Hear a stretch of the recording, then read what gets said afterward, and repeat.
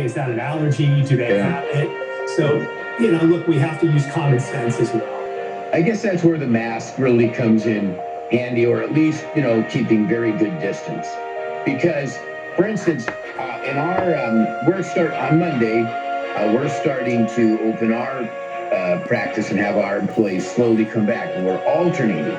So we're just going 2 days a week, half the staff on 2 days, and we're going 4 days a week, half the staff on 2 days, and the other half of the staff on another 2 days.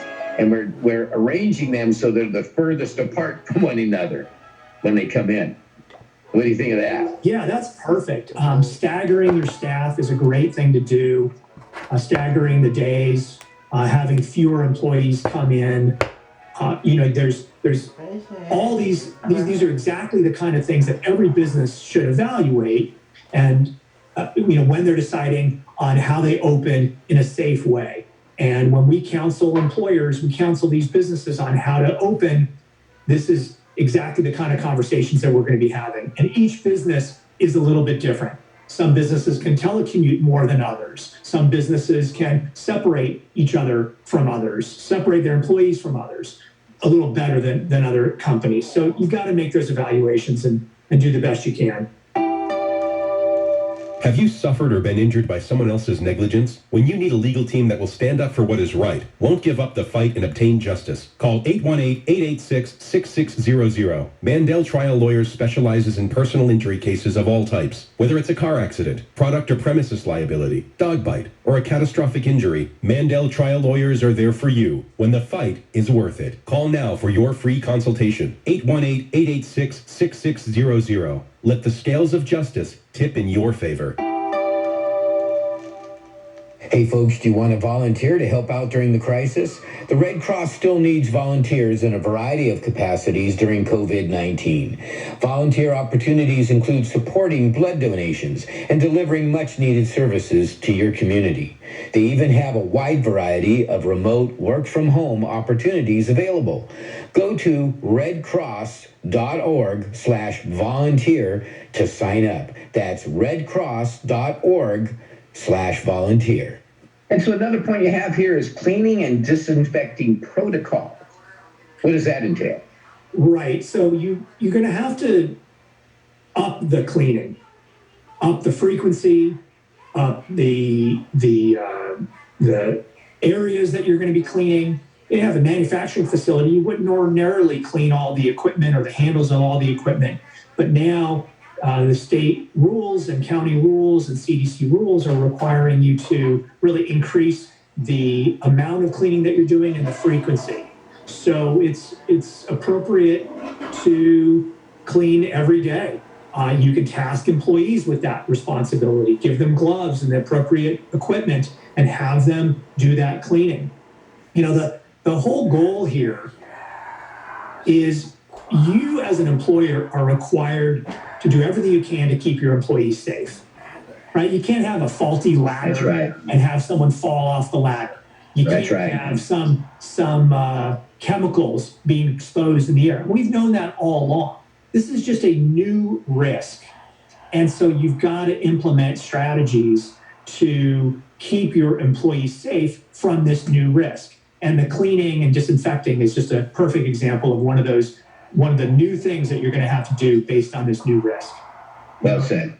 Yes. And David, I've heard of these new air filters that are out that will actually combat the virus, and so is it a myth, or some of these have some validity? Well, that's a little bit beyond what I don't know the HVAC. You're talking to a lawyer, Larry. but what I will tell you, some of the guidelines will say that the company should evaluate its HVAC system and make sure that it has got proper airflow, and because things staying in one place creates the problems. So you want the air to flow around. So if you are having problems with your HVAC system, you are required to get that fixed and get it checked. But I don't know about filters. Okay. Well, that's the thing. Even in the HVAC system, you better have that landlord or whoever is managing that change those dang filters out. Absolutely. Right? Yeah, it can't hurt. Yeah. Now, the next point is physical distancing guidelines and the use of PPEs. We kind of touched on that already. Yeah, if it's let's say it's a retail business, you guys have all seen these where they have the little stickers on the floor to tell people where to stand. They've got signage up to tell people to stay a distance from each other. Same thing with your staff and your employees. You want to train your staff on keeping a distance from each other. You want to train your staff on wearing face coverings. If they're interacting with other employees on a regular basis, wear your face covering. If they're interacting with customers on a regular basis, wear your face covering. So yeah, these are the rules that we're all doing in the real world, and you just have to put those same rules into the business. Well said. And so this next item says new employment policies. What does that mean? Well, most companies have a handbook, and the handbook is going to talk about different things like meal breaks and rest breaks and how to clock in and discrimination policies and things like that. Well, this is a brand new issue, and you want to be able to articulate all of the things that the company is doing and tell those things that the company is doing, tell them to your staff so the staff knows that you are implementing the social distancing rules. You're implementing the hand washing rules. They're allowed to take a break to wash their hands on a frequent basis.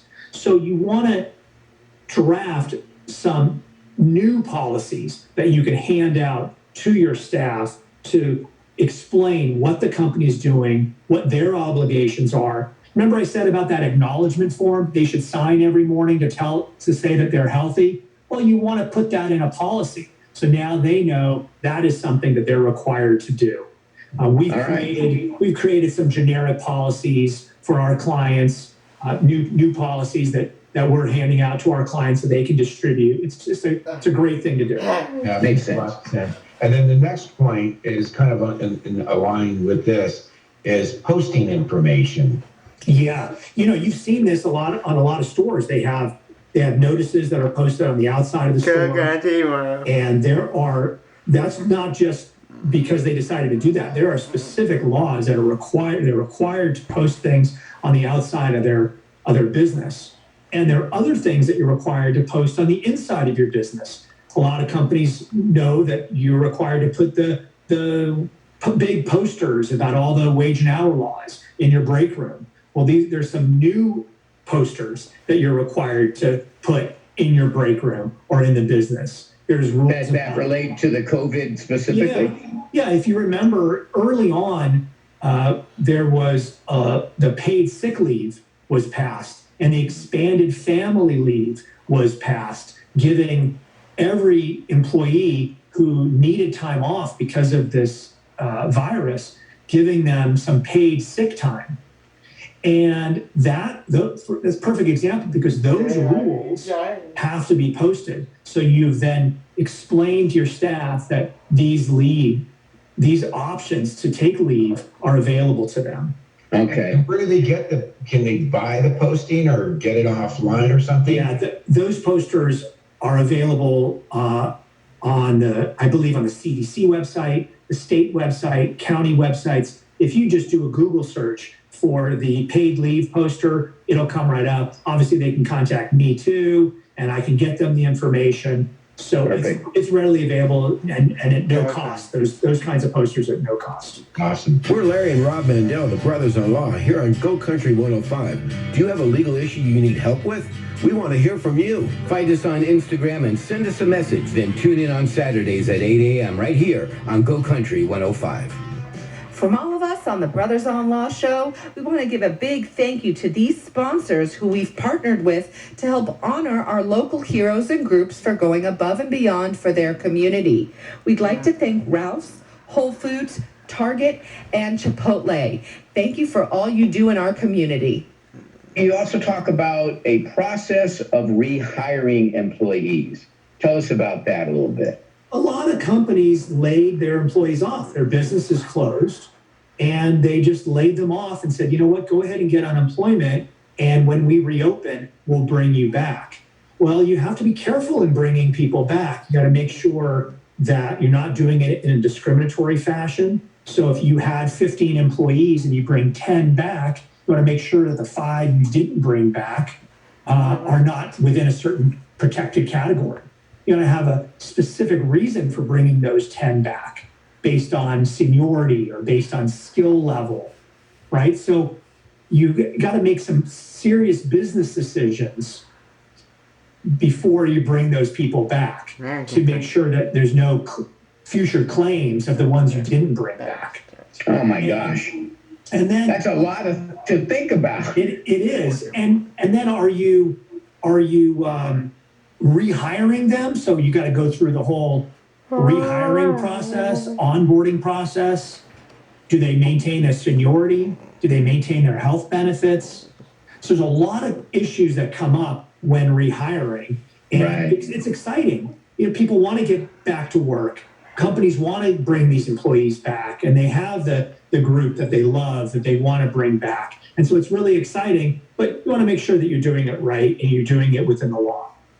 Okay. That makes a lot of sense. Yeah. And then the policy, if the employee is sick, is your next point. Right. So number one, if an employee is sick, you're going to explain to them they have to stay home. That's the number one thing. And then they are going to stay home until their doctor releases them. And they should follow the quarantine rules. There's all kinds of quarantine rules on the CDC website and the state website. So they should follow those rules, follow their doctor's rules. And does that apply if they're sick for any reason or just from the coronavirus?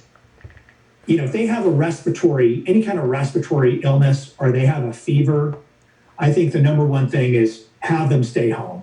Don't come in. Yeah, don't come in. Let's not risk it. Go ahead and get tested and see if you have the virus. And fortunately for a lot of people, they're going to recover. They're going to be just fine, but they should stay home while they're recovering. Yeah. Well, thank you for that. Now, number 9 is the employer should look at other legal issues that might apply to this whole business. Can you explain what you mean by that?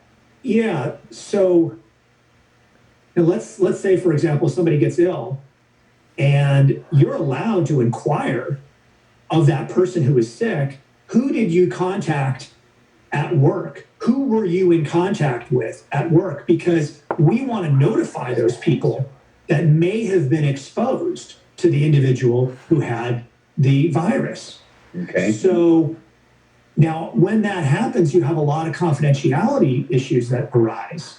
The individual who is sick doesn't want to be outed, and you're not allowed to describe their condition. So you have to be really careful about how you communicate that with your other employees. And basically what you would do is just going to say, look, we're going to notify the other employees. We're not going to tell them who it was that was sick. We're just going to say, in an anonymous way, you were exposed to somebody who has COVID-19. And so you should go ahead and get tested, and you should stay home also. But you have to be very careful with the confidentiality. So that's a perfect example of another legal issue. And as I mentioned, there's those sick leave and expanded family leave. Those are things that should be off